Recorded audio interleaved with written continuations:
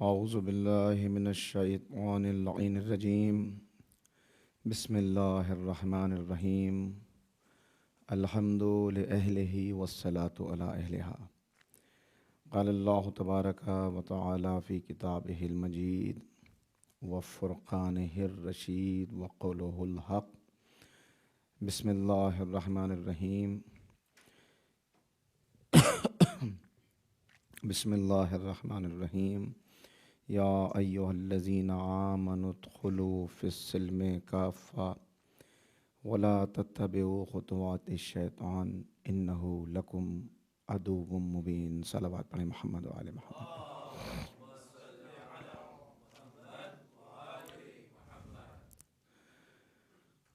برادران عزیز، بس مجھے پہلے دو چار باتیں آپ سے کرنی ہیں تاکہ ذرا سا آپ سے گفتگو کا شرف بھی حاصل ہو جائے، اور اگر کچھ باتیں آپ کے ذہن میں ہیں تو وہ بھی میرے سامنے آ جائیں۔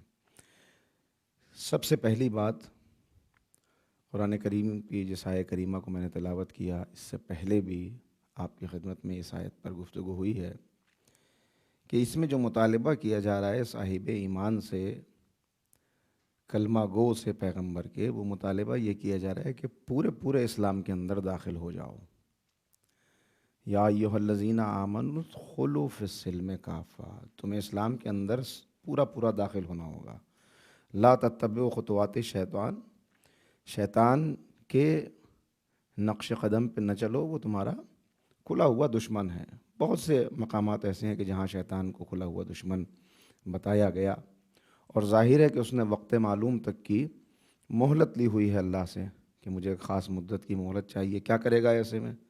کہا جاؤں گا تیرے مخلص بندوں کو بہکاؤں گا، اور پورا اس نے اپنا منشور، پوری اپنی زندگی کا مقصد بیان کر دیا کہ مہلت بس اسی لیے لے رہا ہوں کہ ان کو بہکا سکوں۔ یعنی ایک بات تو یہ واضح رہنی چاہیے کہ ہمیں ہر وقت ایک خطرہ ہے، اور وہ خطرہ شیطان سے ہے کہ وہ کسی وقت بھی بہکا سکتا ہے۔ اور دوسرا یہ مطالبہ جو ہم سے کہا جا رہا ہے کہ یہ نہیں چلے گا کہ ہم کچھ پرسنٹ مسلم ہیں اور کچھ پرسنٹ ماڈرن ہیں، اس لیے کہ جس سوسائٹی میں آپ رہتے ہیں، اب میں بات شروع کر رہا ہوں اپنی یہاں سے، کہ ایک بہت بڑا خطرہ کیا ہے ہمارے سامنے، اس کو پہلے آپ محسوس کر لیں۔ خطرہ یہ ہے، بلکہ اس خطرے کو بیان کرنے کے لیے میں ایک مثال دوں تاکہ بات آپ تک پہنچ جائے۔ آپ کو معلوم ہے کہ ناسا سے بہت سارے اپولو چھوڑے گئے اسپیس میں بھیجنے کے لیے، اسی میں ایک اپولو 11 تھا۔ تو اپولو 11 جب اسپیس میں پہنچا تو رابطہ بنا ہوا تھا یہاں سے، مرکز سے، لیکن ایک موقع ایسا آیا کہ یہاں سے جو کنیکشن تھا وہ ڈسکنیکٹ ہو گیا۔ بس کنیکشن کا ڈسکنیکٹ ہونا تھا کہ اس کے بعد بہت تلاش کیا گیا کہ اپولو کہاں چلا گیا، اپولو 11، لیکن اپولو 11 کا پتہ نہیں چل سکا۔ بس بالکل جو آپ یورپ کے اندر رہنے والے مسلمان ہیں ان کی صورتحال اپولو 11 جیسی ہی ہے۔ جب تک مرکز سے رابطہ بنا رہے گا آپ باخبر رہیں گے، اور جہاں مرکز سے رابطہ ٹوٹا تو اس کے بعد کہاں گم ہو جائیں گے پھر کچھ پتہ نہیں چلے گا۔ لہٰذا لازمی ہے کہ مرکز سے رابطہ بنائے رکھیں، اور مرکز کیا ہے؟ اسی کے لیے یہ آیت میں نے پڑھی کہ پورے اسلام کے اندر داخل ہو جاؤ۔ پورا اسلام ملے گا کہاں؟ تو پہلے یہ محسوس کرنا ہوگا کہ خطرے ہمارے سامنے کیا ہیں کہ جن کا سامنا کرتے ہوئے ہمیں آگے بڑھنا ہے۔ تو میں اس کے لیے عزیزو آپ کی خدمت میں عرض کروں، بلکہ میں کیا عرض کروں، مجھے یقین ہے کہ most of you will be aware about this society. یہ پری ماڈرن سوسائٹی جو تھی، ابھی تو یہ کون سی سوسائٹی جس میں آپ رہ رہے ہیں، اس کو کہا جاتا ہے انلائٹنڈ ماڈرن سوسائٹی۔ لیکن اس سے پہلے اگر آپ چلے جائیں تو ایک زمانہ وہ تھا کہ Europe was a religious society, اور یہاں کے جو لرنرز تھے، جو ٹاپ موسٹ لرنرز کہے جاتے تھے اس وقت کے، وہ لوگ کہے جاتے تھے جو ریلیجس لیڈرز ہوتے تھے، جو اسپریچول لیڈرز ہوتے تھے، جو بائبل کا علم رکھنے والے ہیں، جو لوگوں کو دنیا کے بعد کی زندگی کے بارے میں خبردار کرنے والے ہیں. ان کو سمجھا جاتا تھا کہ یہ بہت پڑھے لکھے افراد ہیں. اور پوری سوسائٹی، یہاں پر آپ مجھ سے زیادہ جانتے ہیں اس بات کو، لیکن تھوڑا سا ربط کو برقرار رکھنے کے لیے میں عرض کر رہا ہوں کہ چرچ کی پالیسی پر عمل کیا جاتا تھا. اور اتفاق ایسا ہوا کہ جو اس وقت کے مذہبی لیڈر تھے، ریلیجس لیڈرز، انہوں نے پورے معاشرے کو ایکسپلائٹ کرنا شروع کیا، لوگوں کا استحصال کرنا شروع کیا. اپنی طاقت کا جو طاقت ان کے پاس تھی اس کا غلط استعمال کرنا شروع کیا، اور یہ ایکسٹریملی آپریسڈ سوسائٹی ہو گئی.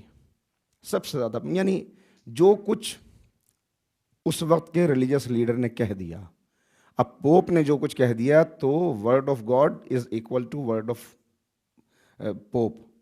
اللہ نے کہا یا پوپ نے کہا، وہ ایک ہی بات ہے. اور جہاں ذرا اس کے خلاف کسی نے عمل کیا، ایک ایوریج انسان جو تھا، اس کو نہ یہ حق تھا کہ وہ کسی مذہبی کتاب کا خود مطالعہ کر سکے، نہ یہ حق تھا کہ اپنے مذہبی عقائد کو قائم کر سکے. اور اگر کسی نے مذہب کے خلاف کوئی آواز بلند کر دی تو اس کا نتیجہ یہ ہوتا تھا کہ وہ کہتے تھے کہ اس کی سول جو ہے، اس کی جو روح ہے وہ نجس ہو گئی ہے. اب اسے پاک کرنے کا ایک ہی طریقہ ہے کہ اس کو بہت زیادہ ٹارچر کیا جائے. یا ہم اس کو ٹارچر نہیں کر رہے، بلکہ ہم کیا کر رہے ہیں، we are trying to purify his soul, تاکہ یہ یہاں کے بعد والی جو زندگی ہے اس میں آرام سے اپنی زندگی گزار سکے. یہ جو رویہ چلتا رہا اور یہ جو ظلم ہوتا رہا لوگوں کے اوپر، تو اس نے ریولٹ کر دیا، ایک ریولوشن پیدا ہوا. اور اس کے بعد وہ پروٹیسٹنٹ موومنٹ چلا پورا، اور فرینچ ریولوشن ہوا، جس کے نتیجے میں اب یہاں سے سمجھیے کہ خطرہ کیا ہے. یہ جو ریولوشن ہوئے مختلف قسم کے ریلیجس سوسائٹی کے خلاف، اس کا نتیجہ یہ ہوا کہ ایک عام آدمی نے یہ کہنا شروع کر دیا کہ مذہب نے ہمیں دیا کیا ہے، ریلیجس سوسائٹی سے ہمیں ملا کیا ہے. انہوں نے کہا یہ کہتے ہیں کہ یہاں پر جو ہے وہ اذیت کی زندگی گزار لو اس دنیا کے اندر، اس کے بعد والی زندگی جو ہے وہ اچھی ہو جائے گی. یہاں پہ زندگی ایک بیٹر لائف اگر آپ کو چاہیے ہیئر آفٹر، تو پھر اس کے بعد یہاں پہ مصیبتیں برداشت کر لیجیے. انہوں نے کہا نہیں، یہ سب کچھ نہیں ہے، بلکہ ہمیں اپنی اسی دنیا کو بہتر کرنا ہے. کوالٹی آف لائف بیٹر ہونی چاہیے، لوگوں کو جو ہیلتھ ایشوز ہیں ان کے وہ سالو ہونے چاہیے، ان کا سوسائٹی کا جو لیول ہے وہ بڑھنا چاہیے، لٹریسی ریٹ بڑھنا چاہیے. اور یہ سب کہہ کے باقاعدہ ایک ریولوشن جو ہوا، تو اس کا نتیجہ یہ ہوا کہ ریلیجس سوسائٹی کو بالکل ختم کرنا پڑا، ختم ہونا پڑا. اور اس کے مقابلے میں ایک ایسا مومنٹ آ گیا کہ انہوں نے کہا کہ جو کچھ ہے یہی دنیا ہے، بعد کی چیزیں بعد میں دیکھی جائیں گی.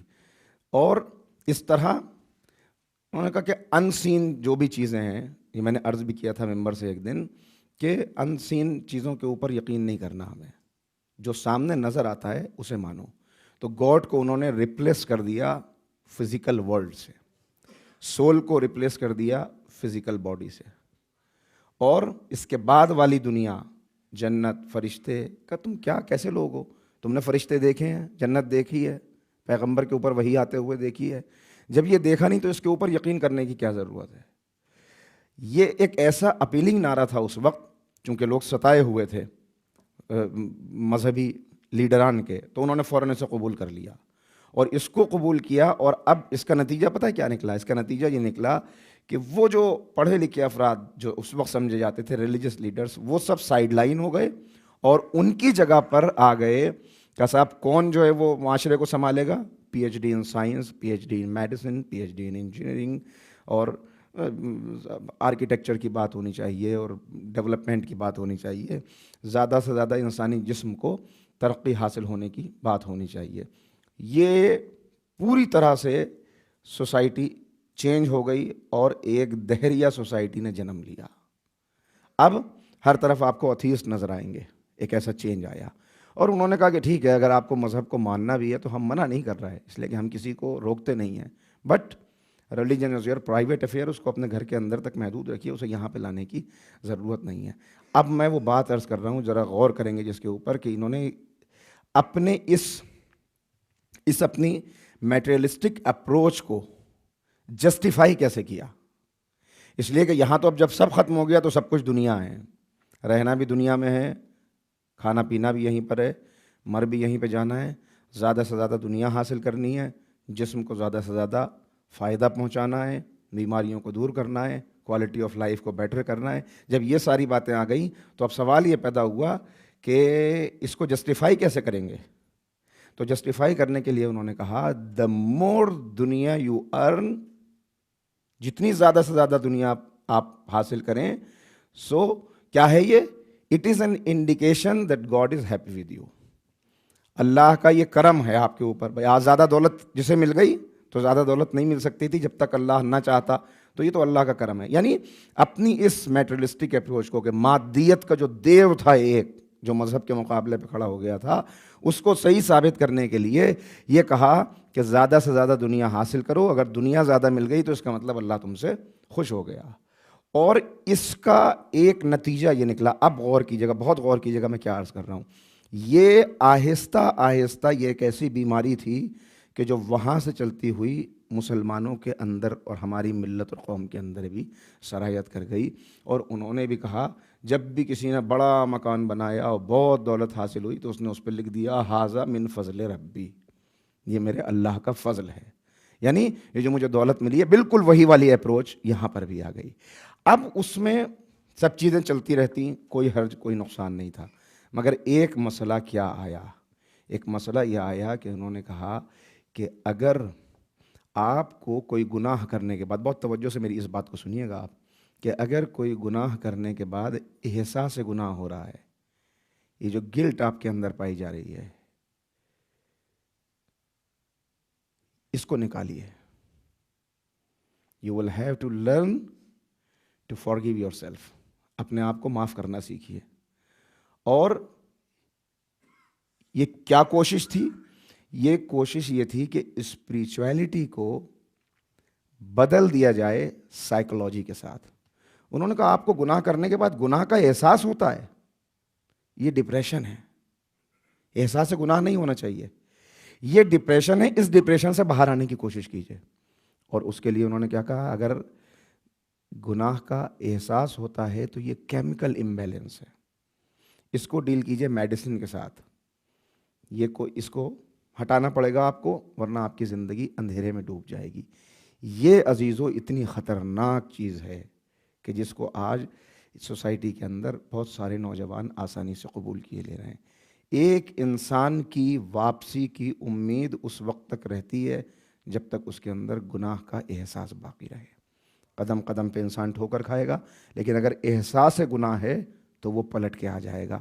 لیکن اگر اسی احساس کو ختم کر دیا جائے، سورہ قیامت کے اندر، سورہ قیامہ 75 سورہ ہے قرآن حکیم کا، اس کے اندر تعارف کرایا اللہ نے کہ ہم نے تمہیں ایک طاقت دی ہے، کون سی؟ لا اقسم بالنفس اللوامہ، ہم نے تمہیں نفس لوامہ عطا کیا ہے۔ یہ نفس لوامہ کیا ہے؟ یہ سیلف ایکیوزنگ پاور ہے کہ انسان کبھی بھی کوئی غلطی کرتا ہے، گھر پہ کوئی آیا ہے، آپ ملنا نہیں چاہتے اس سے، اور آپ نے کہلا دیا بچے سے کہ کہہ دو کہ اس وقت گھر پہ نہیں ہے، وہ چلا گیا، لیکن پھر احساس ہوا کہ آنے والا آیا تھا، اسے میری محبت میں ہی تو آیا تھا، اتنا چل کے آیا، گرمی کے اندر پسینہ بہاتا ہوا، اور میں نے کیا کیا؟ میں نے اس کو 10 منٹ دے نہیں سکتا تھا میں اسے۔ یہ جو احساس ہے انسان کے اندر، یہ احساس اسے واپس لانے والا احساس ہے۔ اگر گناہ کرنے کے بعد اس نے اس کو جسٹیفائی کرنا سیکھ لیا گناہ کو، کہ نہیں کوئی حرج نہیں ہے، ہمیں تو بھیجا ہی اس دنیا میں اس لیے گیا ہے کہ ہم یہاں سے لذت حاصل کریں اور جسم کو زیادہ سے زیادہ فائدہ پہنچائیں، اور یہ احساس گناہ اس کے اندر باقی نہیں رہ گیا، تو پھر اس کی واپسی ممکن نہیں ہے۔ یہ احساس گناہ وہ ہے جو حر کو حر علیہ السلام بنا دیتا ہے، یہ احساس گناہ وہ ہے جو واپس لے آتا ہے۔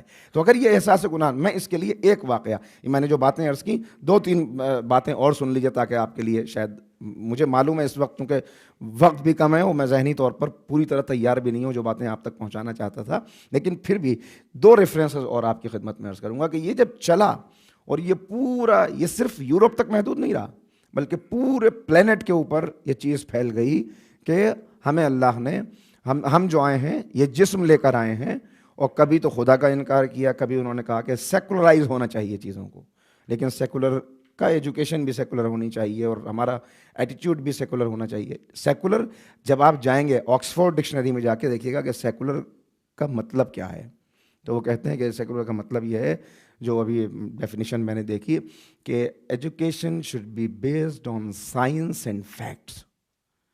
تعلیم جو ہو وہ سائنس کی روشنی میں ہو, اور فیکٹس کا مطلب کیا ہے, یعنی اس چیز کو ہم مانیں, تعلیم کا میں اس چیز کو شامل کریں کہ جسے سائنس ویریفائی کر رہی ہو, یا تو نظر آنے والی چیز ہو, اور اگر نظر نہیں آ رہی ہے آنکھ سے تو کم سے کم سائنس اس کو بتا دے کہ ہاں یہ, مثال کے طور پر آپ یہ موبائل جیب میں آپ کے رکھا ہوا ہے, تو سب کو معلوم ہے کہ یہاں پر الٹرا وائلٹ ریز ہیں چاروں طرف, لیکن ان ریز کو وہ دیکھ نہیں سکتا تو کم سے کم ریڈیو, ٹیلی ویژن, موبائل, یہ سب اس کو ثابت کر رہے ہیں. تو کہا یہ گیا کہ وہ ان چیزوں کو مانو, یہی ہے جو, اور اس کے بعد جب اس کو ورب کے طور پر استعمال کیا تو کہا گیا کہ role of religion should be diminished, کم سے کم ہونا چاہیے مذہب کا رول.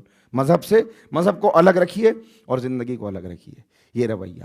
اور اس کے بعد ایک دور وہ آیا تھا, میں بچوں کو تو شاید نہیں معلوم ہو لیکن انہیں بھی پتہ چل جائے, کہ ایک نظریہ دیا سگمنڈ فرائیڈ نے, اور سگمنڈ فرائیڈ نے کہا کہ ہمیں کیا چاہیے, ایک انسان کو 3 چیزیں چاہیے, روٹی, کپڑا اور مکان, فوڈ, شیلٹر, کلاتھنگ. یہ تینوں چیزیں اگر ہیں تو وہ انسان کامیاب انسان ہے. بہت دن تک یہ نظریہ چلا اور ساری دنیا اس کے پیچھے دوڑ پڑی. انہوں نے کہا ہاں بالکل ٹھیک ہے, انسان کو 3 ہی چیزوں کی ضرورت ہے, چونکہ صرف جسم مان رہے ہیں نا, ہم نے روح کا تو انکار کر دیا, 3 ہی چیزوں کی ضرورت ہے, ان 3 چیزوں کے لیے وہ دوڑنے لگے اس کے پیچھے. پھر اس کے بعد اس نظریے کے بعد آیا ابراہیم میسلو کا نظریہ, اور اس نے کہا نہیں یہ 3 چیزیں نہیں, بلکہ انسان کو کی باڈی کو ضرورت ہے, کچھ اس کی باڈی کی ریکوائرمنٹ ہے, تو فزیکل ریکوائرمنٹ ہے, لیکن اس سے وہ مطمئن نہیں ہوتا, بلکہ اس کے بعد 5 چیزیں اس نے بتائیں کہ انسان کو 5 چیزیں چاہیے دنیا میں. نمبر 1 اس کی فزیکل نیڈس وہ پوری ہو جائیں. نمبر 2 کہ اس کے بعد اس کو چاہیے پروٹیکشن, جہاں پر بھی اس کو جو ہے سیکیور ہو وہ. اس کے بعد تیسرے نمبر پر اس کو چاہیے محبت, کہ کوئی اس سے محبت کرنے والا ہو. چوتھے نمبر پر کیریئر, کہ وہ کیریئر کو اپنی, اور 5ویں نمبر پر اسے چاہیے خود شناسی, یعنی سب سے آخر میں وہ اپنے آپ کو پہچانے. ذرا سا غور کریں گے, اپنے آپ کو پہچانے. اور پھر خود ہی اس بات کو اس نے بیان کر دیا کہ انسان کی لائف اتنی چھوٹی ہے, لائف اسپین اس کا, کہ وہ جب اس پوری کوشش کرتا ہے تو 2-3 چیزیں تو حاصل کر لیتا ہے, یعنی 1 مل گئی تو 20% حاصل کر لیا, 2 مل گئی تو 5 چیزیں ہیں, تو کہا کہ زیادہ سے زیادہ بہت حاصل کرتا ہے تو 80% تک پہنچتا ہے. اور لاسٹ والی جو چیز ہے کہ وہ خود شناسی, اپنے آپ کو پہچاننا, اس تک وہ پہنچ نہیں پاتا. عزیزو بس یہی فرق ہے, اسلام نے اسے الٹ دیا. اسلام نے پہلا مرحلہ ہی کہا خود شناسی. مولائے کائنات فرماتے ہیں جس نے اپنے آپ کو پہچان لیا اس نے رب کو پہچان لیا. تو یہ جو معاملہ الٹا ہو گیا, اس کی وجہ سے آج ہم پریشان ہیں. اور یہ جو میں نے عرض کیا کہ احساس جرم اگر ختم ہو جائے, جس سوسائٹی میں احساس جرم ختم ہو جائے نوجوانوں کے ذہن سے, وہ سوسائٹی بس بدترین سوسائٹی ہوتی ہے. اور یہ دجالی نظام جو ہمارے سامنے یہی کوشش کر رہا ہے. اب میں آپ کو 2-3 ریفرنسز دیتا ہوں. ایک مرتبہ صلوات پڑھیے محمد و آل محمد پر. پیغمبر سے سوال, حضور ایک خطبہ دے رہے ہیں, اس خطبے کے اندر بہت سارے اصحاب موجود ہیں, اور وہاں اصحاب سے پیغمبر کچھ حالات بیان کر رہے ہیں قرب قیامت کے. یہ جو بات میں عرض کر رہا ہوں آپ کی خدمت میں, یہ ہماری کتابوں میں بھی موجود ہے اور ہمارے اہل سنت بھائیوں کے یہاں بھی موجود ہے. ان کے یہاں قرب قیامت کب آئے گی اس کی علامتیں, اس کے اندر یہ بات نقل ہوئی. اور ہمارے یہاں امام کا ظہور کب ہوگا اس کی علامتوں میں یہ بات آئی ہے کہ امام رسول اللہ خطبہ دے رہے ہیں, خطبہ ارشاد فرما رہے ہیں, تو ایک مرتبہ کچھ لوگ تھے اور انہوں نے سوال کیا کہ اللہ کے رسول کب قیامت آئے گی یا کب امام کا ظہور ہوگا. تو یہاں رسول نے جو باتیں فرمائیں, بہت ساری باتیں تھیں, میں اس میں سے 2 باتیں آپ کو صرف سنانا چاہتا ہوں.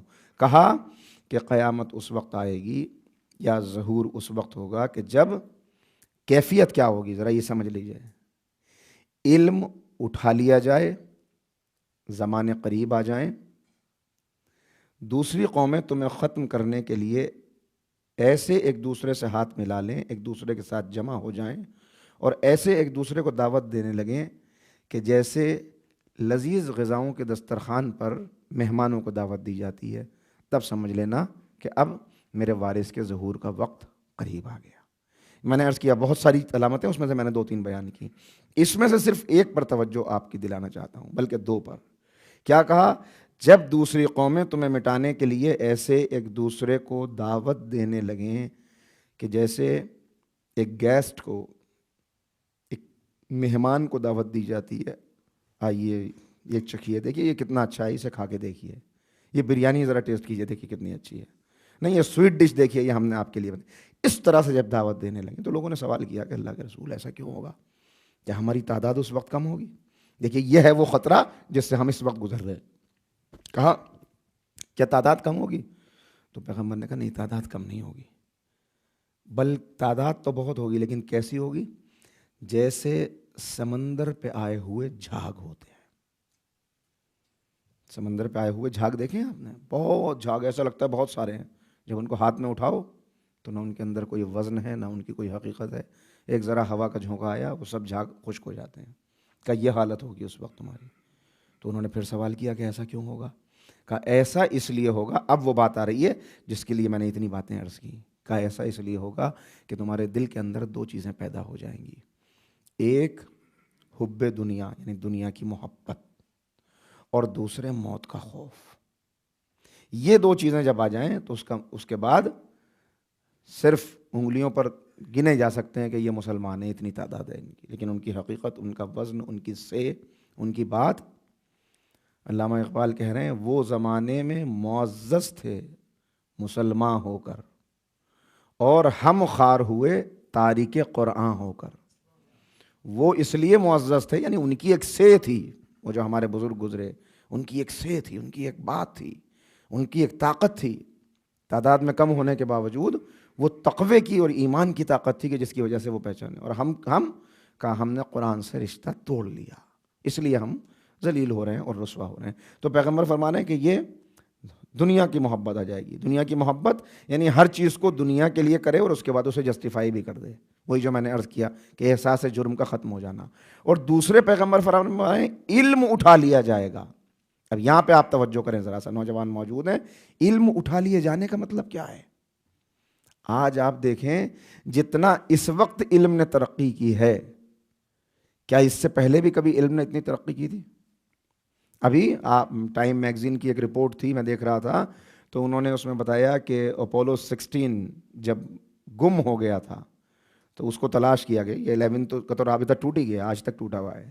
اس کو جب تلاش کیا گیا تو ناسا کے سائنٹسٹ کہتے ہیں اسے ڈھونڈنے میں ہمیں 1.5 گھنٹے کا وقت لگا۔ سائنٹسٹ کہتے ہیں کہ اسے تلاش کرنے میں ہم نے صرف 1.5 گھنٹے کا وقت لگایا، اور کہتے ہیں کہ اگر اسے ہمیں پہلے تلاش کرنا ہوتا جب اتنی ترقی نہیں ہوئی تھی تو ہمیں 10 لاکھ سال لگ جاتے۔ تو جس کام میں 10 لاکھ سال لگ جاتے وہ 1.5 گھنٹے کے اندر ہو گیا۔ مور دین 50% میڈیکل تھیوریز 10 سال کے بعد آؤٹ ڈیٹڈ ہو جاتی ہیں۔ اتنی تیزی سے زمانہ ترقی کر رہا ہے کہ ہر دن ریسرچ میٹر جو انٹرنیٹ پہ اپلوڈ کیا جاتا ہے، اگر آپ دیکھیں تو حیرت ہو جائے گی۔ پھر بھی پیغمبر کہہ رہے ہیں علم اٹھا لیا جائے۔ تو علم اٹھا لیے جانے کا مطلب کیا ہے؟ پیغمبر کہہ رہے ہیں علم اٹھا لیا جائے گا، اور ہم دیکھ رہے ہیں کہ علم پھیلتا چلا جا رہا ہے، اس کی ترقی ہوتی چلی جا رہی ہے۔ عزیزو، اس کا مطلب یہی ہے کہ پہلے یہ دیکھیں کہ علم کا مقصد کیا ہے۔ ہر چیز کا ایک آبجیکٹو ہوتا ہے نا۔ آپ نے یہ محسوس کیا کہ یہاں پر ہمارے یہاں جب ہیلتھ پرابلمز ہوتی ہیں تو ان کا کوئی سولوشن ہمارے پاس نہیں، تو آپ نے ایک ہاسپٹل بنایا۔ پہلے ایک آبجیکٹو تھا کہ بھئی لوگوں کو ہیلتھ سروسز دینی ہے تو ایک ہاسپٹل بنایا گیا، ایجوکیشن دینی ہے ایک اسکول بنایا گیا۔ پہلے ایک آبجیکٹو ہوتا ہے، اگر وہ نہ ہو، مقصد نہ ہو، تو اس چیز کا بنانا بیکار ہو جاتا ہے۔ آپ نے ہاسپٹل تو بنا دیا مگر کوئی مریض ہی نہیں ہے، آپ نے اسکول بنا دیا مگر کوئی پڑھنے والا ہی نہیں ہے، تو بھائی کیوں بنایا تھا؟ پہلے کچھ لوگ ہوتے تب۔ اسی طرح علم کا ایک بنیادی مقصد ہے۔ پیغمبر کیا فرما رہے ہیں اس پر غور کیجئے۔ علم کا بنیادی مقصد ہے انسانیت کی خدمت کرنا۔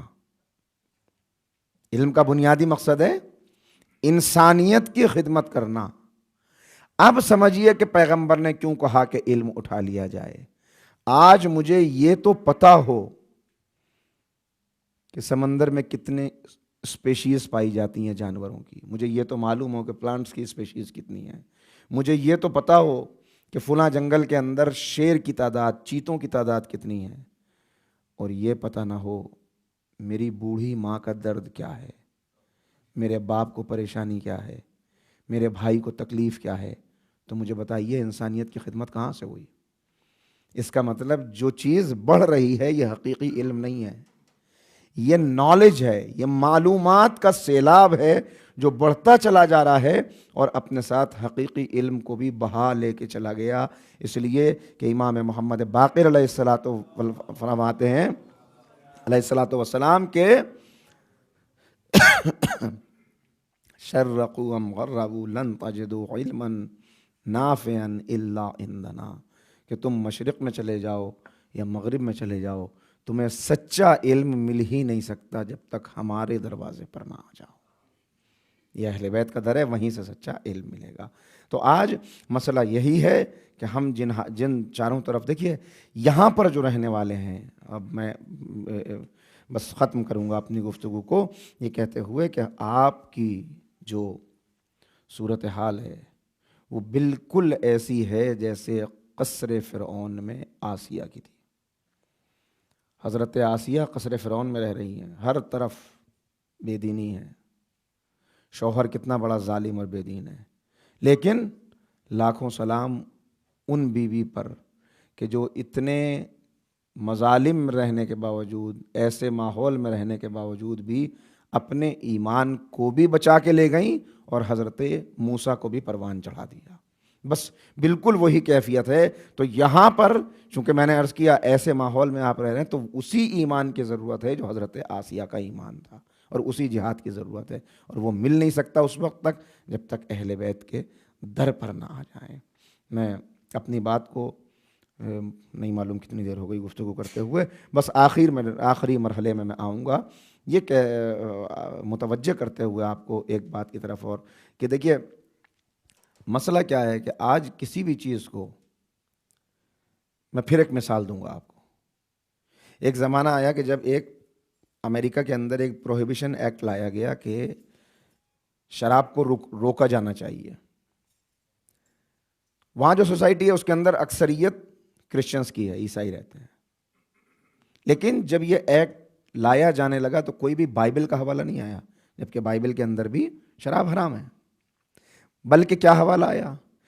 اس کے لیے انہوں نے پورا ایک سائنٹیفک ڈیٹا پیش کیا، اور انہوں نے کہا بات یہ ہے کہ شراب پینے کے اتنے سارے نقصانات ہیں، ایکسیڈنٹس بہت ہوتے ہیں، پولیس کا خرچہ بڑھ جاتا ہے، ہاسپٹلس کے اندر بغیر وجہ کے ایسے لوگ جا کر پڑے رہتے ہیں، اور سب سے بڑھ کر کہ جو ہمارے راز ہوتے ہیں حکومت کے، یہ شراب ایسی چیز ہے کہ اس کی وجہ سے دوسرا ہمارے راز جان جاتا ہے، لہٰذا پارلیمنٹ کے اندر یہ ایکٹ پاس ہونا چاہیے کہ اس پر پابندی لگائی جائے۔ تو وہ ایکٹ پاس تو ہوا، لیکن اس بنیاد کیا بنی؟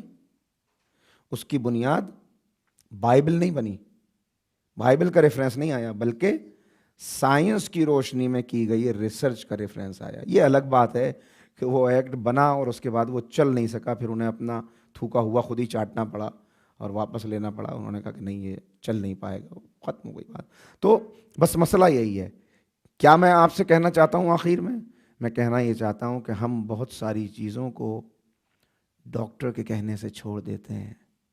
یہ عجیب بات ہے کہ ڈاکٹر کے کہنے سے حلال کو چھوڑ سکتے ہیں، ائمہ کے کہنے سے حرام کو نہیں چھوڑ سکتے۔ کیا وہی ریفرنس نہیں بن رہا جو وہاں پہ بنا کہ بائبل کا ریفرنس نہیں آیا؟ یہاں بھی یہ ریفرنس بن جاتا ہے کئی بار کہ صاحب اب اس لیے چھوڑ دیا کہ اب یہ ہیلتھ کو بہت زیادہ، تو اس پر غور کرنا ہے۔ مریض ہونے کے بعد، بس میں ایک آخری بات کرتا ہوں کہ بیمار ہونے کے بعد، مریض ہونے کے بعد پہلے کس کا خیال آتا ہے؟ پہلے ہاسپٹل اور ڈاکٹر کا خیال آتا ہے یا پہلے اللہ کا خیال آتا ہے جو شفا دینے والا ہے؟ یہ معیار ہے، یہاں پر ہم غور کر لیں۔ کیا واقعی طور پر یہ خیال آتا ہے کہ اصل شفا دینے والا اللہ ہے، ائمہ موجود ہیں؟ نہیں۔ مسئلہ کیا ہے کہ یہاں کی تو مجھے بات نہیں معلوم، لیکن ہمارے یہاں آپ کو اکثر یہ منظر نظر آ جائے گا کہ وہ سڑک کے اوپر کچھ لوگ بیٹھے ہوتے ہیں، وہ ہاتھ دیکھنے والے، وہ نسخہ دینے والے، اور وہ بدن کے اوپر ان کے صحیح سے لباس بھی نہیں ہے، آدھے ننگے ہیں، وہ بیٹھے ہوئے ہیں اور اچھے خاصے لوگ مومنین، وہ گاڑی وہاں جا کے رکتی ہے اور وہ اٹھتے ہیں، ان کے سامنے جا کے بیٹھ جاتے ہیں. کہا بھائی آپ یہاں کیوں بیٹھے ہیں؟ کہنے لگے نہیں کچھ نہیں، وہ کچھ پریشانیاں چل رہی ہیں گھر کے اندر، یہ کچھ دے گا تو اس سے جو ہے پریشانیاں دور ہو جائیں گی. میں بس دست ادب جوڑ کے آخری جملہ کہتا ہوں، اس کا مطلب یہ ہوا کہ آپ نے حضرت عباس کو زبان سے باب الحوائج کہا ہے، دل سے باب الحوائج نہیں مانا. ورنہ اگر عباس کو باب الحوائج مانا ہوتا تو پھر یہ در چھوڑ کر ایسے بے دین لوگوں کے سامنے ہاتھ نہ پھیلاتے کہ وہ، اور یہ عقیدہ نہ رکھتے کہ یہ کچھ دے دیں گے تو اس سے علاج ہو جائے گا. تو یہ وہ ساری باتیں ہیں کہ جن پر غور کرنا ہے، اور یہاں پر بہت توجہ کرنے کی ضرورت ہے. مثالیں اور بہت سی آ سکتی تھیں مگر وقت ختم ہو رہا ہے، لہٰذا اسی دعا کے ساتھ میں اپنی گفتگو کو ختم کرتا ہوں کہ بار الہ ہم دیار غیر میں ہیں. ہماری نسلوں کو محفوظ رکھنا اور ہمارے نوجوانوں کو واقعی طور پر اس لائق بنا دینا کہ ہم امام زمانہ کے سچے ناصر اور سپاہی بن سکیں. والسلام علیکم ورحمۃ اللہ وبرکاتہ.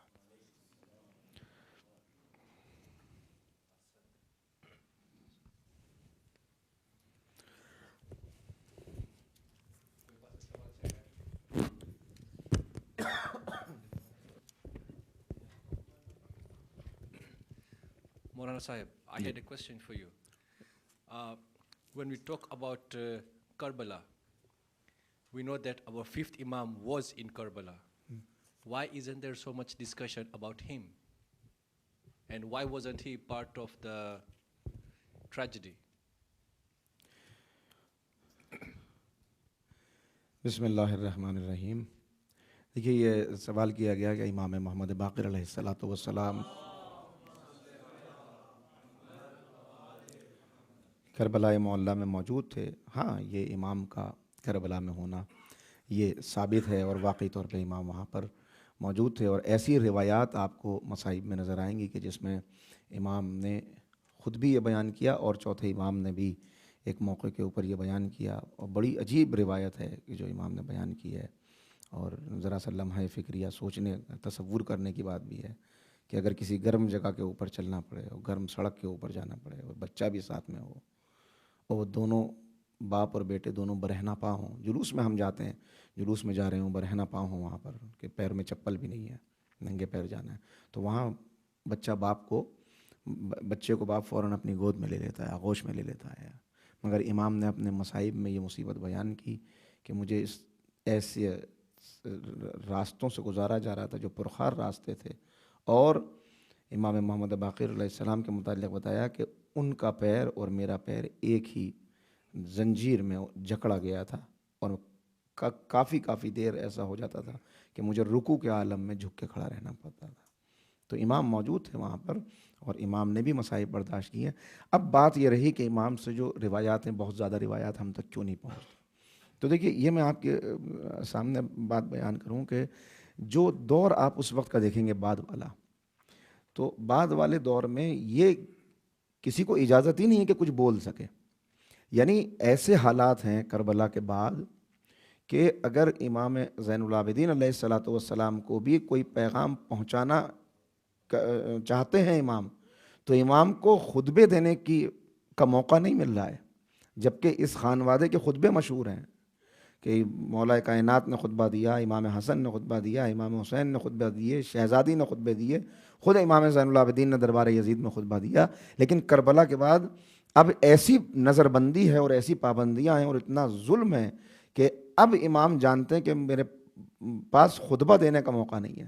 تو ظاہر ہے کہ امام تو اور زیادہ چھوٹے ہیں، ان امام کو بھی اگر اپنا پیغام پہنچانا پڑ رہا ہے تو پہنچانے کے لیے سہارا کس چیز کا لے رہے ہیں؟ دعاؤں کا سہارا لے رہے ہیں، جو صحیفہ سجادیہ کی شکل میں آج ہمارے سامنے موجود ہیں. یہ دعائیں اصل میں خطبوں کا بدل ہیں کہ خطبوں کے بجائے امام نے دعاؤں کے ذریعے سے اپنے پیغام کو پہنچایا. تو اصل مسئلہ یہی تھا کہ امام تو پھر بھی اپنے مصائب کو بیان کر لیتے تھے، لیکن پانچویں امام کے دور کا اگر آپ مطالعہ کریں تو امام کو یہ موقع ہی نہیں مل پایا کہ وہ اپنے زبان اقدس سے کربلا کے حالات اور واقعات کو بیان کر سکیں. دشمنوں کے ہاتھ میں سب چیزیں تھیں، اور اگر کچھ چیزیں لکھی بھی گئیں تو اب اتنے زمانے کے بعد میں نے یہ بات سنائی بھی تھی کہ خود اماموں کے ہاتھ کی لکھی ہوئی کتابیں ہمارے پاس موجود نہیں ہیں. شیخ طوسی علیہ الرحمہ کا کتب خانہ جس کے اندر یعنی علماء کو یہ کتنے ایسے واقعات آپ کو ملیں گے کہ کسی عالم کو جب گرفتار کیا جانے لگا, انہیں معلوم ہو گیا کہ آج مجھے گرفتار کیا جائے گا, تو انہوں نے سب سے پہلے اپنے گھر کے آنگن میں گڑھا کھودا اور ان کتابوں کو اس کے اندر چھپایا کہ کہیں ایسا نہ ہو کہ ان ظالموں کے ہاتھ یہ کتابیں لگ جائیں.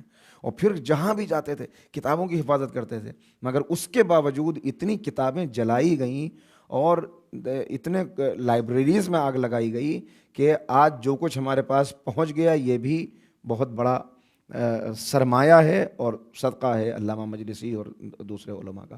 تو اصل میں ایسا نہیں کہ امام نے روایات بیان نہیں کی ہوں گی, ایک تو اوپنلی بات کرنے کا موقع نہیں ملا, اور جو روایات بیان کی وہ شاید ہم تک پہنچ نہیں پائیں, ورنہ امام نے بھی مظالم برداشت کیے ہیں. بعض روایات ہیں جس میں سے اشارہ ملتا ہے. معاف کیجیے میں نے بہت لمبا اس کو وہ کر دیا, لیکن Maulana, I have a follow-up question on that from the ladies. There's a question saying, Imam Baqir was present in Karbala. It is narrated that they asked the fourth Imam why and what he had tied around his hands, like the zanjir and beria. Is this correct, that narration? جی وہ بات آ گئی ہے ابھی, اس سے پہلے میں نے اسی کا جواب دیا کہ یہ جو ہے یہ روایات کے اندر آیا ہے. بہت یقین کے ساتھ تو نہیں کہا جا سکتا کہ وہ ساری روایات مستند ہیں, کتنی اوتھینٹک ہیں یہ نہیں کہا جا سکتا, لیکن کچھ جو ایک دو اشارے جو ہیں کہ جس میں جو میں نے ایک اشارہ بھی کیا یہ بہرحال اوتھینٹک ہے کہ باندھا گیا تھا ان کو ساتھ میں چلایا گیا تھا. یہ The question is, did the fifth Imam ask the fourth Imam, why is there like zanjir around our hands? Was the question posed? It's a question that... okay I got it. دیکھیے مسئلہ یہ ہے کہ اگر آپ خاندان اہل بیت کے بچوں کو دیکھیں, امام تو معصوم ہیں اور ہمیشہ سے منصب دار ہوتے ہیں. آپ دوسرے بچوں کو دیکھیں تو جب بیویاں چلی ہیں تو تقریباً 64 بچے ان کی گود میں تھے. اس سے پہلے دیکھیں اگر تو یہ وہ عام بچے نہیں ہیں. ان کا شعور اس منزل کے اوپر ہے کہ آپ کو ہر جگہ یہ نظر آئے گا مصائب میں کہ بچوں نے التش کی صدا بلند کی, پانی مانگا, لیکن کوئی ایسی روایت کہیں نہیں ملے گی کہ کسی بچے نے کھانا بھی مانگا ہو. جو بھوکے تھے وہ, جو پیاسے تھے وہ بھوکے بھی تھے, لیکن کھانے کا کسی نے سوال نہیں کیا, چونکہ پانی کا مانگنا خلاف غیرت نہیں ہے. تو یہ سوال کوئی یعنی کسی بچے نے بھی نہیں کیا کہ ہم پر یہ کیوں مظالم کیے جا رہے ہیں یا کیوں ہمیں اس طرح باندھا جا رہا ہے, اس لیے کہ انہیں معلوم ہے کہ یہ انکار بیعت کا نتیجہ ہے. اور کبھی کسی نے یہ بھی نہیں کہا خدا نخواستہ کہ اگر ہم نے بیعت کر لی ہوتی تو ہمارے اوپر یہ مظالم نہ ہوتے. امام سے تو اس بات کا تصور بھی نہیں کیا جا سکتا.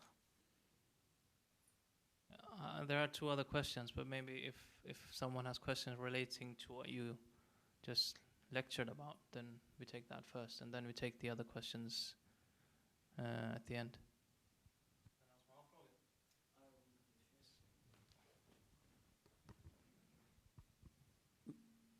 آغا صاحب ایک میرا سوال تھا, اس کا جواب تو خیر مجھے پتہ ہے, لیکن میں چاہتا ہوں کہ یہاں کے جو بچے ہیں ان کو یہ بات پتہ لگ جائے. ہم جب ادھر اپنی مجلسوں میں تذکرہ کرتے ہیں تو سکینہ کرتے ہیں نام نا, حضرت بی بی سکینہ صلوات اللہ علیہ, اور جب عرب میں جاتے ہیں تو وہاں پر سکینہ جو ہے وہ بولا جاتا ہے یا رقیہ بولا جاتا ہے. تو یہ تینوں پرسنالٹیز آیا ایک ہیں؟ اگر ڈفرینٹ ہیں تو ان کی ایج کیا ہے اور کیا کیا رول رہے ہیں ان کے, تو پلیز یہ ذرا جسٹیفائی کر دیجیے.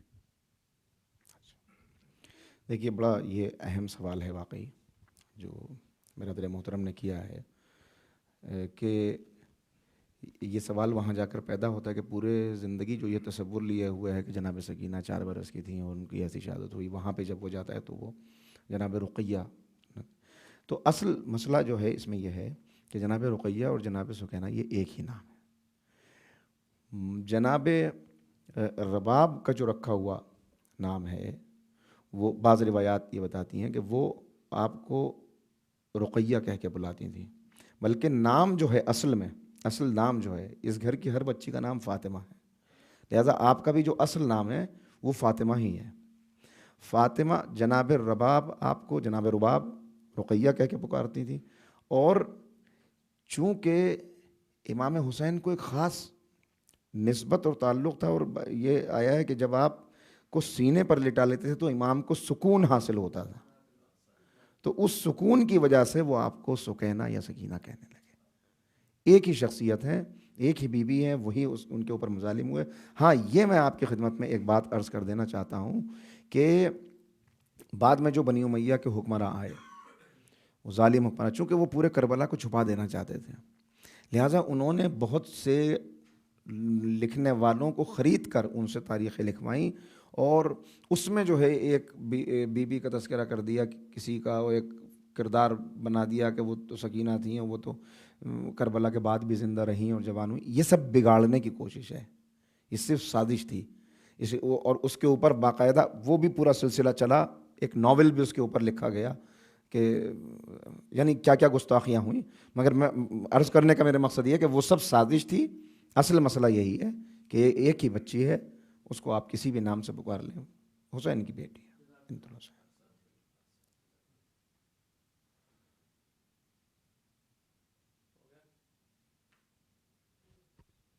I have a question. Regarding what you said about this society, that atheists are in majority right now, and people don't believe in religion, and that they're going after dunya. However, you find people in our society that are not Muslims, but they are better people than the Muslims. They don't drink, they eat healthy, they are good to other people. The only thing, the difference between, I would say, with me and them would be that I believe in Allah and they don't. So what argument would I have to this? Because this is what we see every day, like the youths, that they have their friends, they are basically the same. How would you convince them to believe in Islam when they say that we are good people without being Muslims, or we are better than the Muslims, in fact, without saying that we... دیکھیے, علامہ اقبال کا انہوں نے ایک article لکھا تھا جب German میں وہ رہے, یہاں پہ انہوں نے اس دنیا کو دیکھا تو انہوں نے بہت سے آرٹیکلز لکھے ہوئے, بہت سی چیزیں تھیں. اس میں انہوں نے اس بات کو خود ہی کہہ دیا کہ when I go to West I see Islam without Muslims, and when I come back to East I see Muslims without Islam. تو سارا مسئلہ یہی ہے کہ یہاں اصل مسئلہ یہ ہے کہ ایک آپ اسلام کو مسلمان سے پہچاننا چاہتے ہیں یا مسلمان کو اسلام سے پہچاننا چاہتے ہیں.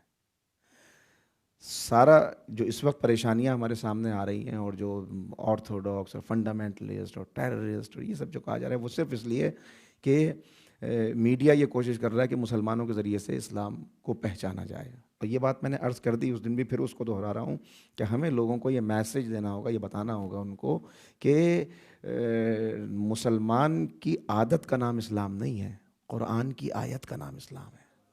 ہمیں قرآن کے ذریعے سے. اب مسئلہ یہ ہے کہ ان کے اندر تو وہ ساری چیزیں موجود ہیں, یقیناً ان کے اندر موجود ہیں, اسی لیے وہ آگے بڑھ رہے ہیں.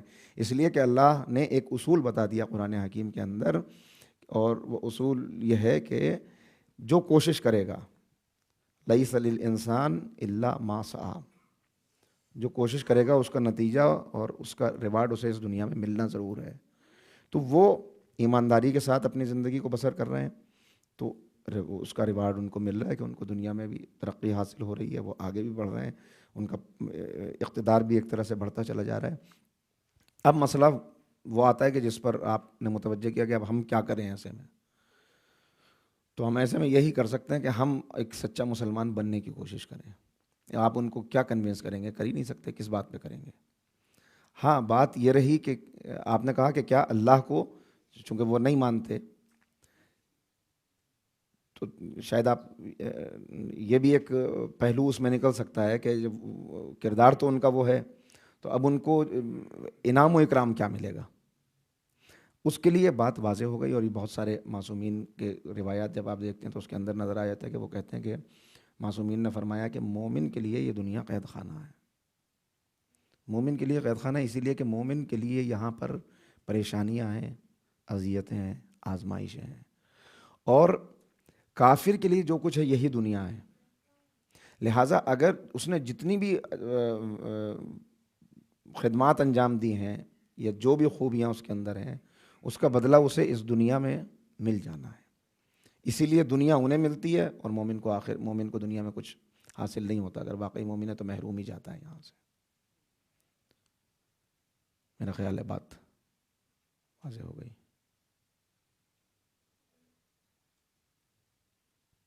قبلہ ایک سوال آپ سے، مطلب اسی کے سے کہ جو کافروں نے جو اچھی بات ہے ان میں، یعنی کہ جو اسلام کے جو قوانین ہیں اس کو بھی یعنی کہ اسلام سمجھ کے نہیں مانتے، لیکن یہ کہ اس پہ عمل پیرا ہیں.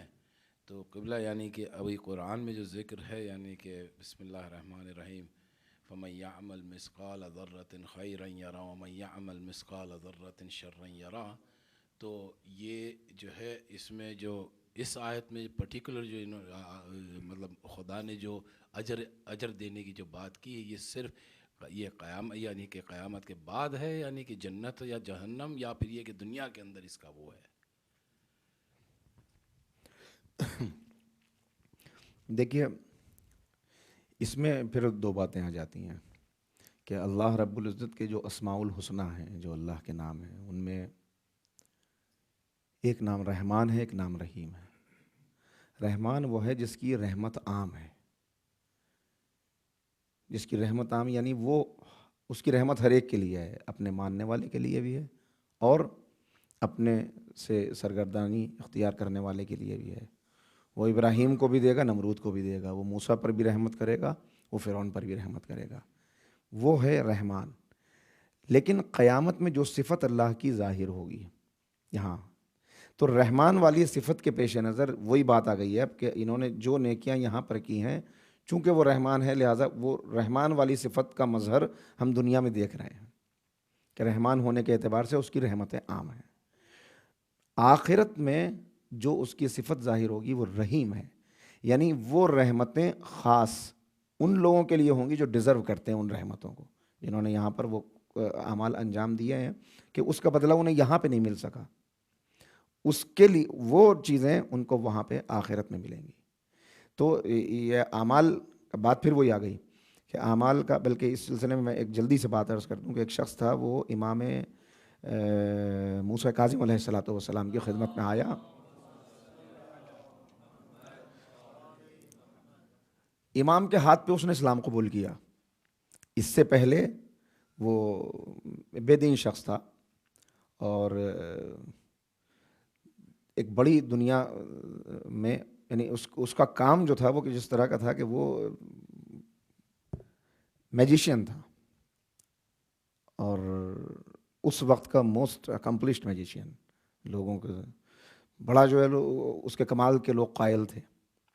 اس کے بعد طویل واقعہ ہے، میں اسے مختصر کرتا ہوں. امام سے ملاقات ہوئی. امام سے جب ملاقات ہوئی تو اسے واقعی پتہ چلا کہ اسلام کیا ہے، اور اس نے کہا کہ مولا، امام کے ہاتھ پر ایمان لایا، امام کے اصحاب خاص میں شمار ہو گیا. تو یہ سوال جو آپ نے پوچھا وہ سوال اس نے امام سے کیا کہ مولا، جب تک میں ادھر تھا تو میرے ہاتھ میں بڑی کرامتیں تھیں اور بڑا جادو تھا، اور میں لوگوں کے دلوں کی کیفیت پتہ کر لیتا تھا، اور ذرا سا کوئی مسئلہ کسی کا ہو اس کو فوراً حل کر دیتا تھا. اور اب جب آپ کی خدمت میں آیا ہوں تو اب تو وہ چیزیں بڑھ جانی چاہیے، لیکن جیسے جیسے آپ کے قریب آتا جا رہا ہوں ویسے ویسے وہ ساری چیزیں کم ہوتی جا رہی ہیں. تو مولا نے اس سے یہ فرمایا کہ یہ بتا کہ اس وقت جو تیرے اندر کرامتیں تھیں، جو طاقت تھی، وہ کس وجہ سے تھی؟ کوئی خاص وجہ؟ تو اس نے کہا ہاں ایک وجہ تھی. وجہ یہ تھی کہ میرے استاد نے مجھ سے یہ کہا تھا، جس کو میں نے اصول بنا لیا زندگی کا. انہوں نے یہ کہا تھا کہ ہر اس چیز کی مخالفت کرنا جس کی طرف تیرا نفس تجھے لے جانا چاہے. تو مجھے جو چیز بہت زیادہ دل چاہتا تھا کھانے کا، اسے کھانا میں نے چھوڑ دیا. جو ہر چیز کی مخالفت کی، کہ جیسے جیسے میں مخالفت کرتا گیا ویسے ویسے میرے اندر وہ طاقت آتی گئی. اب آپ کی خدمت میں آیا ہوں تو اب وہ طاقت ختم ہو گئی. تو کہا کہ اس وقت بھی تو اسلام پر عمل کر رہا تھا، اس لیے کہ جس چیز پہ تو عمل کر رہا تھا وہ تیرے استاد نے نہیں، میرے جد نے بتائی ہے. تو عمل تو اسلام پہ کر رہا تھا لیکن تو نے کلمہ پڑھا نہیں تھا اور تو ایمان سے واقف نہیں تھا. لہٰذا اللہ نے تجھے اس عمل کا جو اسلام کے مطابق چل رہا تھا اس کا بدلہ اسی دنیا میں دے دیا اور تجھے طاقت آتے چلی گئی. اب مسئلہ یہ ہے کہ تو نے ایمان کو پہچان لیا ہے، تو اب جتنے بھی تیرے ریوارڈ ہیں، جتنی بھی تیری اوپر انعام و اکرام ہیں، وہ سب آخرت کے لیے جمع ہو رہے ہیں، لہٰذا وہ ساری طاقت چلی گئی جو دنیا کے لیے تھی. تو یہ اس میں میرے خیال سے کافی باتیں واضح ہو جاتی ہیں. السلام علیکم. وعلیکم السلام ورحمۃ اللہ. مولانا وہ اپنے یہ جو اپنے 11 دن جو مجلس ہے وہ عشق کے اوپر تھی. ہاں وہ اپنے عشق کے اوپر تھی. جی تو سعادت میں تو دونوں چیزیں، جو خنجر چلے تب بھی سعادت، اور جب عشق میں کسی کے محبت میں آدمی مر جاتا ہے تب بھی سعادت ہوتی ہے. جی تو میں یہ سوچ رہا تھا کہ اپنے جو عالم لوگ ہیں وہ لوگ تو بہت عشق رکھتے ہیں اہل بیت سے، تو اس میں ان کو سعادت مل سکتی ہے کہ اس میں ہجرہ کرنا بھی ضروری ہے؟ سوری، اس میں ہجرہ کرنا ضروری ہے اس کے اندر، کہ ہجرہ کرنے سے اچھا ہجرہ کرنے کے بنا بھی آدمی یہ سعادت پا سکتا ہے اپنے وہ اس سے. اچھا، غالباً آپ یہ معلوم کرنا چاہتے ہیں کہ اگر عشق دل میں ہے تو دل میں ہی اگر رہے تو اس کا بدلہ ملے گا، یا اس کو شاید میں یہ سمجھ پایا یا کوئی اور.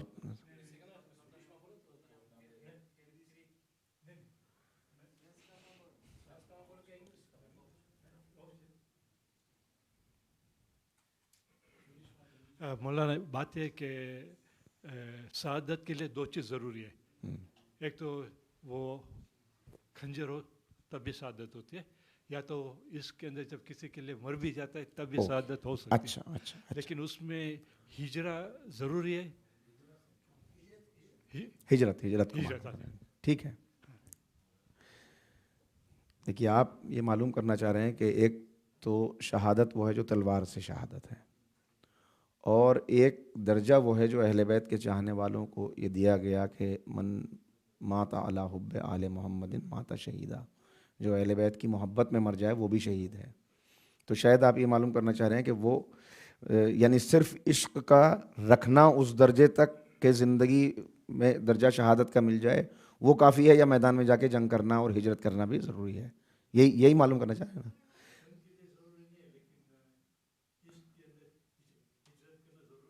نہیں، عشق کے اندر ہجرت کرنا ضروری نہیں ہے اگر ہجرت کے حالات پیدا ہو جائیں، اس لیے کہ ہجرت کا ایک درجہ ہے. دیکھیے، ہجرت کے حالات پیدا ہو جائیں، مثال کے طور پر آدمی کہیں اسلام پہ عمل نہیں کر پا رہا یا اسلام کا دفاع نہیں کر پا رہا، تو اب وہ جو ایک اصول بنایا اسلام نے کہ وہ جگہ جہاں پر آپ اپنے ایمان کو محفوظ نہ رکھ پائیں وہاں سے جو ہے آپ کو ہجرت کرنی ہوگی. اگر ایمان وہاں پر رہ کر بھی محفوظ ہے تو کوئی ہجرت کرنا اس میں کوئی شرط نہیں ہے. ہاں، البتہ وہ بات رہی کہ محبت دل میں رکھنا، درجہ شہادت کا مل جانا، تو درجہ تو یقیناً شہادت کا ہے محبت رکھنے کے ساتھ، لیکن اس کے باوجود بھی جو تلوار کی شہادت ہے وہ اس کا درجہ بہرحال سے الگ ہے. اور مولانا ایک اور بات تھی کہ کسی نے مجھے یہ کہا کہ مسجد میں یا تو چرچ میں سنڈے کو 1 گھنٹہ جا کے عبادت کر لینا وہ تو بہت آسان ہے، لیکن وہ مجھے یہ کہہ رہا تھا کہ بھائی اسلام تو 24 گھنٹے کا دین ہے، اٹھو بیٹھو سب کچھ اس میں آ جاتا ہے. آپ کا کیا خیال ہے اس کا؟ آپ یہ کہنا چاہتے ہیں کہ دوسرے مذاہب کے اندر مذہب جو ہے وہ زندگی کا ایک جز ہے، کہ تھوڑی دیر کے لیے آپ چرچ میں چلے جائیں یا تھوڑی دیر کے لیے مدر میری کے سامنے سر جھکا لیں اور کانفیس کر لیں تو اس کے بعد گناہوں کی بخشش ہو جاتی ہے اور پھر عملی زندگی میں آ جائیے.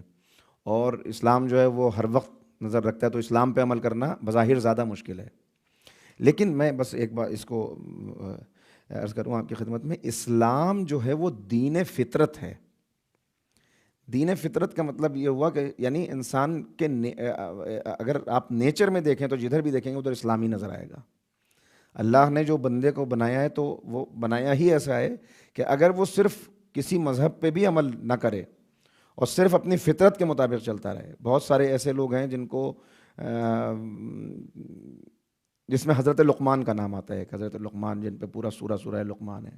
تو حضرت لقمان کی کسی نبی سے ملاقات نہیں ہوئی. اچھا, ان کے بارے میں تھوڑی سی کنٹروورسی ہے کہ وہ خود نبی تھے یا نہیں تھے. بہرحال میری جو ریسرچ ہے وہ یہ ہے کہ وہ نبی تو نہیں تھے, اللہ کے ایک نیک بندے تھے. تو اللہ کے ایک نیک بندے تھے, لیکن ان کو اسلام ملا کیسے؟ چونکہ اسلام دین فطرت ہے. خود بخود انہوں نے, انسان غور کرتا چلا جائے اس کے اوپر تو باتیں واضح ہوتی چلی جائیں گی. ان کی فطرت نے ان کو بتا دیا, یا حضرت ابو ذر جو اسلام آنے سے پہلے بھی اسلام پہ عمل کر رہے تھے, اس لیے کہ انہوں نے دیکھا کہ یہ بت میرا خدا ہو نہیں سکتا, اور انہوں نے پہچان لیا اللہ کو. تو یہ جو اسلام پوری زندگی کے اوپر نظر رکھتا ہے, تو پوری زندگی میں کوئی بھی کام اسلام ایسا نہیں کراتا جو انسان کی فطرت کے خلاف ہو. اس لیے اسلام پہ عمل کرنا آسان ہے. وہ فزیکل نیڈس کو بھی پورا کرتا ہے اور اسپریچول نیڈس کو بھی پورا کرتا ہے. دوسرے مذاہب جو ہیں وہ کہتے ہیں کہ آپ چھوڑ کے آ جائیے. اس نے کہا نہیں, چھوڑنا تو کہیں پر بھی نہیں ہے. وہ یہ نہیں کہتا کہ مصلی پہ ہی کھڑے ہو کے عبادت کیجیے. مصلی پر کھڑے ہونا بھی عبادت ہے, بچوں کی تعلیم کے لیے کوشش کرنا بھی عبادت ہے, معاشرے کی خدمت کرنا بھی عبادت. تو فطرت ہے. ایسے مذہب کو تو خود ہی آدمی ایک لمحے بھی نہیں چھوڑے گا, اور اس سے کہیں بہتر ہے کہ 2 گھنٹے جا کے اسپریچول بن جائے اور اس کے بعد شیطان بن جائے عملی زندگی میں.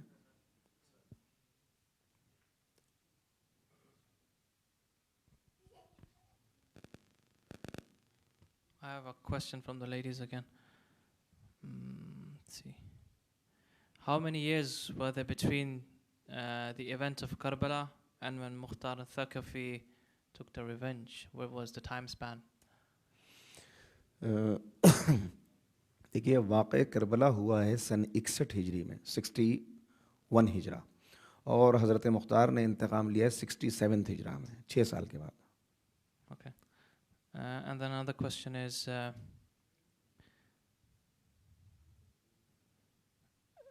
it's a fiqhi question. It's about Salatul Wahshat. The question is, if there are multiple deaths, is it enough to recite one Salatul Wahshat, or do you have to recite one for each marhum? دیکھیے, اس میں مجھے مراجع کے اختلاف کا اس وقت میرے ذہن میں نہیں ہے, لیکن یہ ہے کہ آپ ایک بھی پڑھ سکتے ہیں. البتہ یہ کس کا فتویٰ ہے, یہ غالباً سیستانی صاحب کا ہے. اگر کسی مرجع نے اس سے اختلاف کیا ہو تو مجھے, چونکہ فقہی مسئلہ ہے, لہٰذا میں ایسے کہہ نہیں سکتا اس کو. Can I take another one from the ladies then? Yeah, please. There is one.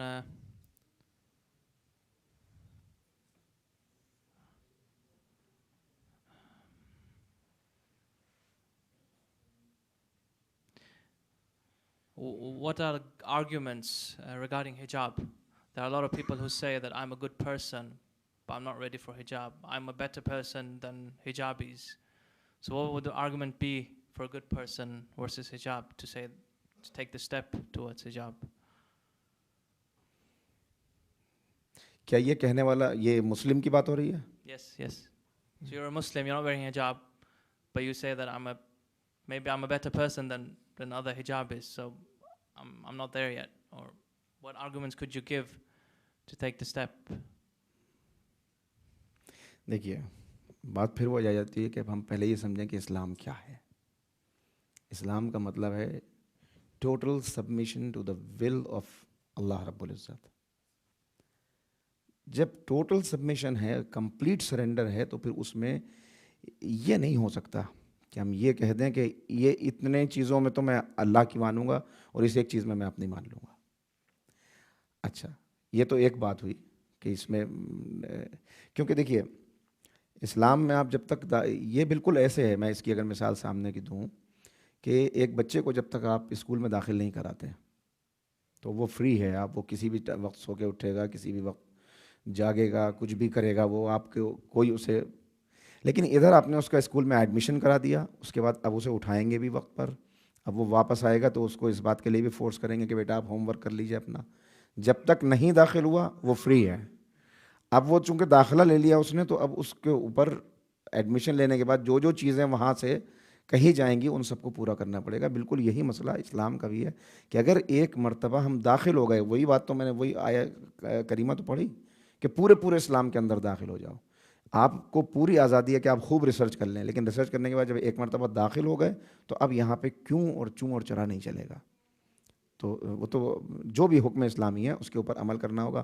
اب آپ اس پر اگر ڈسکس کرنا چاہیں کہ اس کے جو ہے دوسرے فائدے کیا ہیں تو وہ ایک الگ میٹر ہو جائے گا, پورا بڑا موضوع ہو جائے گا وہ. ورنہ میں یہ بھی آپ کی خدمت میں عرض کرتا کہ حجاب کے معاشرے میں فائدے کیا ہیں, حجاب کے خود ہماری ذات کو فائدے کیا ہیں خود. البتہ مجھے پتہ نہیں کہ وقت ہے 2 منٹ کا یا نہیں ہے. ہاں تو میں ایک بات یہاں پہ میں مثال یہاں پہ دینا چاہتا ہوں جو میری نہیں ہے بلکہ آیت اللہ مطہری نے دی ہے. وہ یہ کہتے ہیں کہ ایک انسان جب تک اپنی یعنی ماں کے بطن میں ہے, اس نے یہ والی دنیا دیکھی نہیں ہے, تو اس وقت ہو سکتا ہے اس کو یہ خیال آتا ہو یا کبھی یہ خیال آیا ہو اس بچے کو جو ماں کے شکم میں ہے ابھی اس دنیا میں آیا نہیں, کہ یہ پتہ نہیں اللہ نے اتنی ساری انٹسٹائن کیوں رکھ دی میرے پیٹ کے اندر, میری ماں کو بھی اس سے تکلیف ہے, مجھے تو اس کا کوئی کام ہے نہیں یہاں پہ, یہ پتہ نہیں ہارٹ کیوں رکھ دیا, اس لیے کہ میں تو ماں کے ہارٹ سے زندہ ہوں.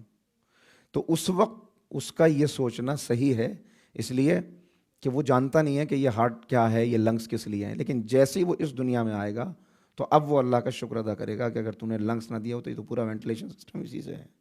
بالکل یہی معاملہ ہے کہ آج شاید ہم نماز کے لیے پوچھیں کہ کیوں پڑھیں جب ہم اچھا عمل کر رہے ہیں, اور حجاب کے لیے پوچھیں کیوں عمل کریں, لیکن جب اس دنیا سے دوسری دنیا میں جائیں گے تب یہ پتہ چلے گا کہ وہ حجاب وہاں پر کیا تھا جس کا فائدہ یہاں پر کیا مل رہا ہے.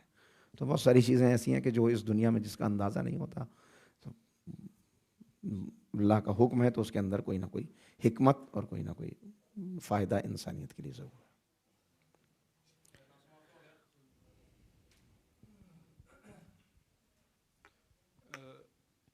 You said that, for example, this about hijab, that once we accept Islam, we have to accept it fully. But what about those that were born into Islam? We don't have a choice if we want to follow it or not, right?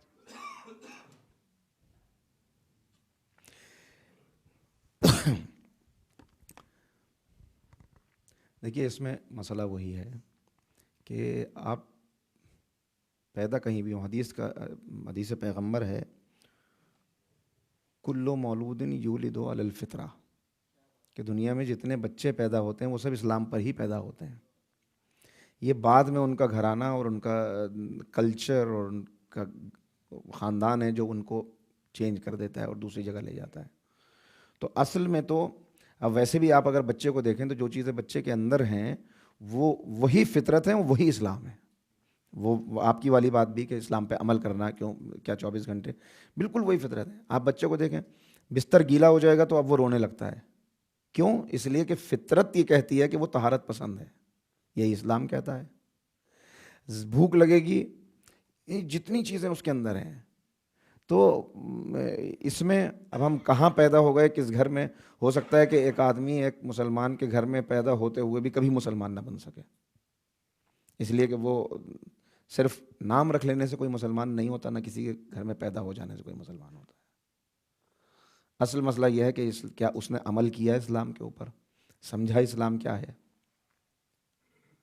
اگر اب یہ کہ ہم کس گھر میں پیدا ہوگا یہ تو بات میں ممبر سے بھی عرض کر چکا. بہرحال یہ بھی ایک بہت بڑی نعمت ہے, شاید آپ کے بزرگوں نے کوئی ایسا نیک عمل کیا ہوگا کہ جس کی وجہ سے آپ انعام کے طور پر اللہ نے ایک مسلم گھرانے میں اور اسلام کو جو ہے وہ تحفے کے طور پہ, گفٹ کے طور پہ پہلے ہی دے دیا ہے. میرے خیال سے بات واضح ہو جاتی ہے. اب اس میں چوائس کا کوئی We have 5 minutes, so I have one question here. I have 2 questions. Then, does anyone have more questions?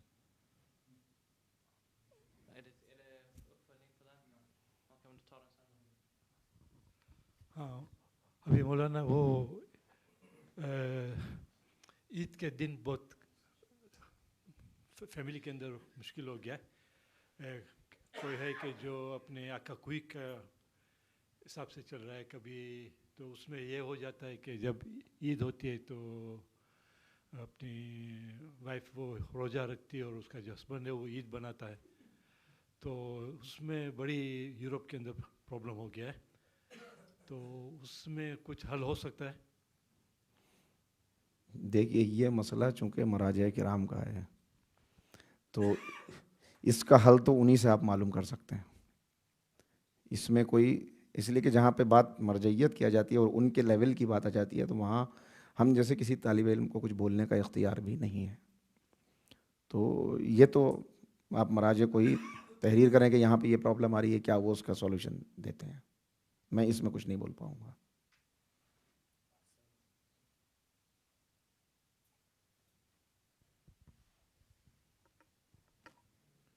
It is said that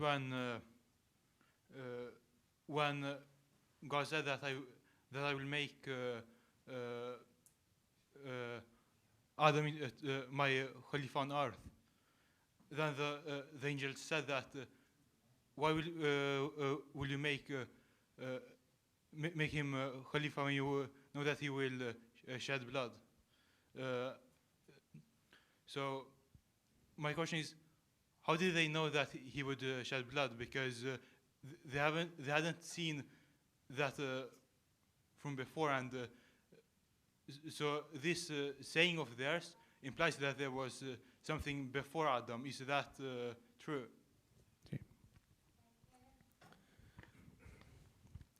آپ نے سوال کیا کہ آج میں نے جو ایک میری مجلس کے اشارہ کیا کہ اللہ نے کہا کہ ہم حضرت آدم کو زمین پہ خلیفہ بنا رہے ہیں, تو فرشتوں نے ایک بات کہی کہ کیا زمین پہ اسے بنائے گا جو خون ریزی کرے. تو کیا حضرت آدم سے پہلے بھی دنیا آباد تھی؟ ہاں یہ بات صحیح ہے کہ حضرت آدم سے پہلے بھی دنیا آباد تھی اور یہاں پہ بہت سی قومیں رہتی تھیں. انہی قوموں میں ایک قوم جن بھی تھی جس کا چونکہ یہ شیطان جو ہے اسی قوم کا, لیکن انہوں نے اتنی سرکشی کی, یہ روایات بتاتی ہیں کہ اتنا زیادہ ظلم کیا کہ اللہ کو ملائکہ کے لشکر کو بھیجنا پڑا کہ جا کے ان سے جنگ کرو اور ان کو ختم کرو. تو اس وقت یہ شیطان وہ تھا ابلیس اور وہ تو اس کا نام ہے, وہ اس کی صفات ہیں کہ وہ اس وقت ان لشکروں میں سے نکل کے ملائکہ کی طرف آ گیا اور اس نے کہا کہ میں بھی ان کے ظلم سے پریشان ہوں, لہٰذا میں بھی تمہارا ساتھ دوں گا ان کو ختم کرنے میں. اور اس وقت اکیلا ابلیس بچا تھا, باقی سب ختم ہو گئے تھے. پھر اس نے عبادتیں کرنی شروع کی, جیسا کہ میں نے ریفرنس دیا کہ مولا نے فرمایا 6 لاکھ سال کا عابد تھا اور اپنی عبادتوں کے ذریعے سے یہ بلندی حاصل کرتا گیا, عرش اول عرش وہاں تک پہنچا کہ بزم ملائکہ میں پہنچ گیا. تو اس سے پہلے آبادی تھی, اس سے پہلے کئی طرح کی قومیں تھیں. اس کا آپ اگر تفصیل دیکھنا چاہیں تو ایک تو تاریخ اسلام ہے جس کو نجم الحسن کراروی صاحب نے لکھنا شروع کیا تھا, ان کا انتقال ہو گیا, وہ پوری نہیں لکھ سکے, لیکن اس کے جو شروع کے چیپٹرز ہیں اس میں انہوں نے حضرت آدم سے پہلے کی دنیا کا تذکرہ پورا کیا ہے. تو یہ میں نے ریفرنس اس لیے عرض کر دیا کہ بہت پھیلی ہوئی باتیں ہیں, وہ کون سی قومیں تھیں, کیا ان کا نام تھا. آپ دیکھنا چاہیں تو اس میں آپ کو مل سکتا ہے, وہ آن لائن بھی بک اویلیبل ہے ان کی, تاریخ اسلام. Yes, I had 2 questions. One is from the ladies again. The question is, there is apparently a narration that the Imam Zamana is Muhammad. He and his family, or just him, is in some kind of river. What is the name of this river, if the narration is sahih or not?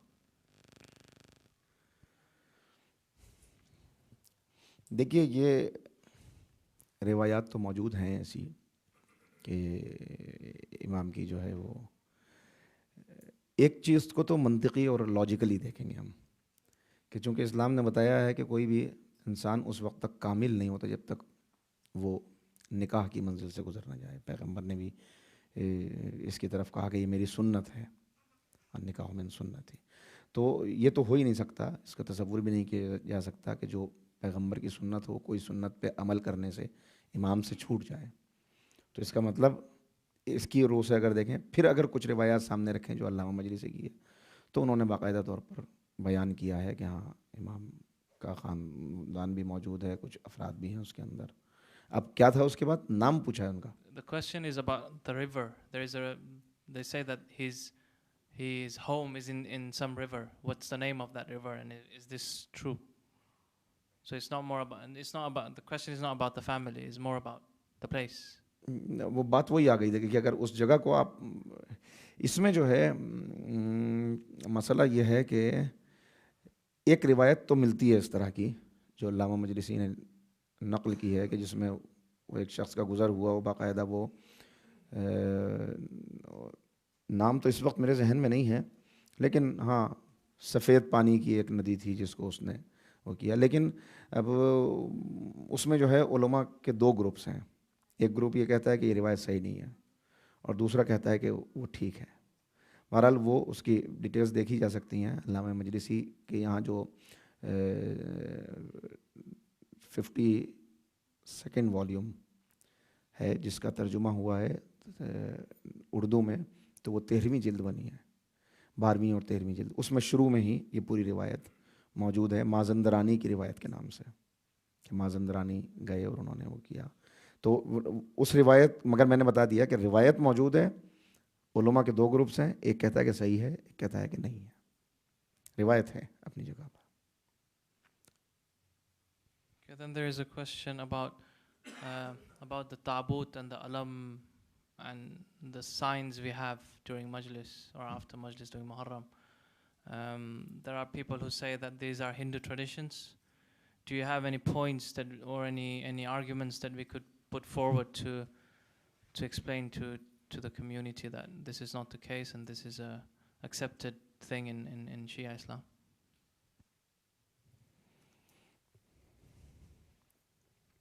دیکھیے اس میں جو ہے بہت واضح جوابات موجود ہیں. مراجع سے بھی اس قسم کے سوال کیے گئے ہیں اور مراجع کرام نے بھی اس کے جوابات دیے ہیں. یہ مسجد ہماری کیا ہے؟ یہ مسجد بھی تو شبیہ ہے. خانہ کعبہ کی شبیہ کو مسجد کہتے ہیں. جو ممبر وہاں پہ موجود تھا اس کی شبیہ کو یہ ممبر کہتے ہیں. جو علم وہاں پہ موجود تھا اس کی شبیہ کو.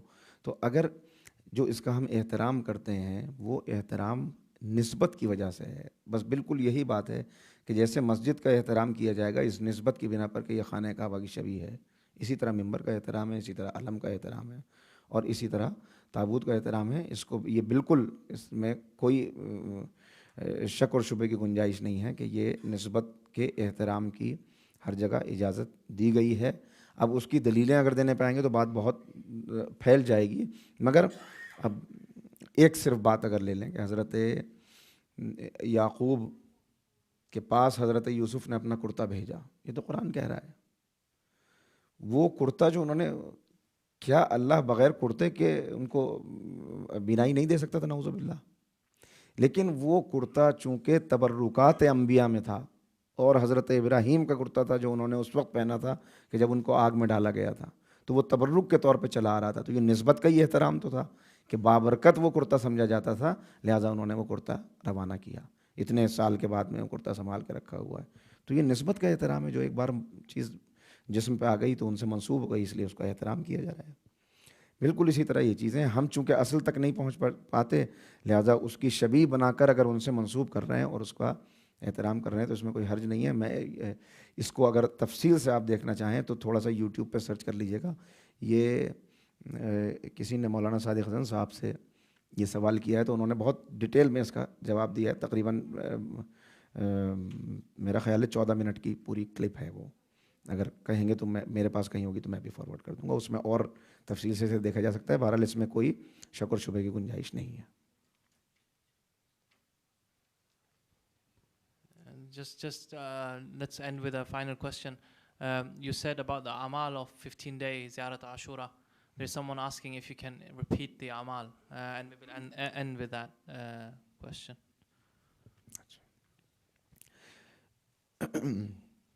دیکھیے وہ اعمال میں ایک عمل یہ ہے، یوں تو زیارت عاشورہ کے جو اسرار ہیں اور جو اس کے اثرات ہیں وہ بے پناہ ہیں، مگر اس عمل کو 40 دن کا ایک عمل ہے کہ 40 دن تک ایک ہی روز پر زیارت عاشورہ آپ پڑھیں.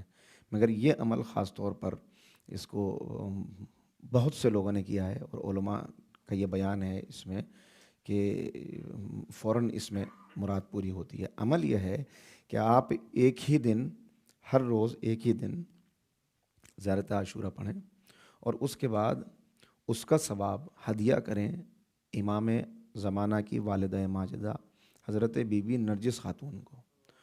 صلوات پڑھ لیں ایک مرتبہ. اللہم صلی علی محمد. ان کو ہدیہ کریں اور یہ عمل 15 دن تک دہرائیں, اپنی تمنا کو دل میں رکھتے ہوئے, اس کو زبان پر لاتے ہوئے, اس کے بعد دعا کریں تو انشاءاللہ 15 دن پورے نہیں ہوں گے, اس سے پہلے ہی وہ حاجت اگر شرعی ہے تو انشاءاللہ وہ پوری ہو جائے گی. یہ عمل ہے. One final question about namaz wahshat again. Is there a difference between praying between Maghrib and Isha or after Isha? Does it make a difference or can you pray نہیں, whenever? اس سے کوئی فرق نہیں پڑتا, آپ کبھی بھی پڑھ سکتے ہیں. صلوات علی محمد و آل محمد. اللہم صلی علی محمد و آل محمد. ایک مرتبہ آخر میں پھر ہم دعا کر لیتے ہیں, اس لیے کہ نوحہ خوانی کا پروگرام ہے. اس کے بعد میں انشاءاللہ ہم تعزیت پیش کریں گے امام عصر کی خدمت میں, ان کے جد نامدار کی. دعا ہے کہ اللہ رب العزت ہماری اس عبادت کو اپنی بارگاہ میں قبول فرمائے, ہمارے بزرگوں کو قوت و توانائی اور طول حیات عنایت فرمائے. جن جن لوگوں نے یہاں پر سوال کیے, مجھے نہیں معلوم کہ میں جواب دے سکا یا نہیں, لیکن بہرحال ہمارے جذبات چونکہ سچے تھے تو اللہ ان جذبات پر ہمیں اس کا بہترین اجر عنایت فرمائے. امام کے ظہور میں تعجیل فرمائے, ہمیں امام کے انصار و ایمان میں شمار. قبولیت دعا کے لیے ایک صلوات مل کے پڑھیں. اللہم صلی علی